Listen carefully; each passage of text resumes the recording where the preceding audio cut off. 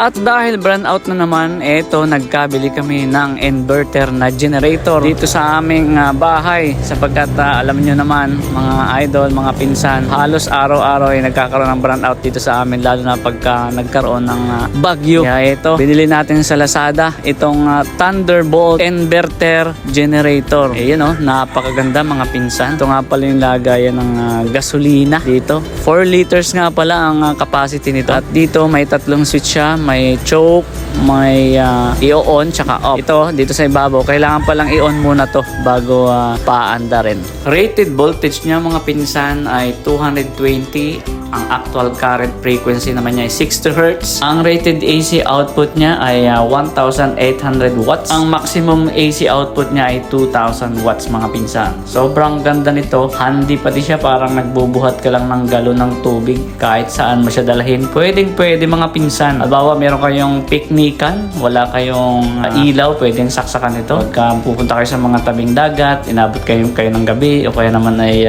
brown out talaga, walang kuryente mga pinsan. O yan, huwag na natin patagalin mga pinsan, mga idol. Eto, subukan na natin paanda rin. Yun, napaka-smooth lang talaga. Isang hila lang, andar agad.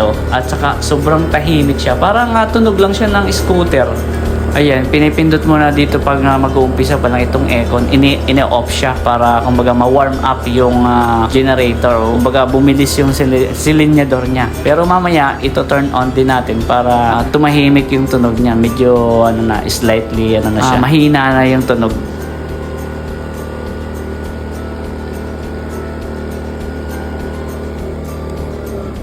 Ayan, kung napakinggan yung mga pinsan, yung tono niya medyo bumaba na.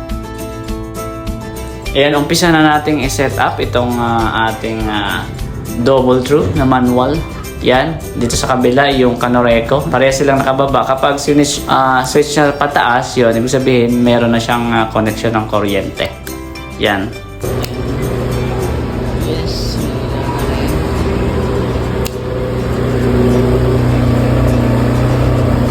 Binuhay na rin natin ang ating television kasi kanina pa naghihintay ang aming chikiting at napapapanood na daw ng Miss Rachel, itong dalawa naming batuta. Kaya ito, nang mapanood na ay sobrang saya ng dalawang batuta, lalo na si Arky baby. O di ba?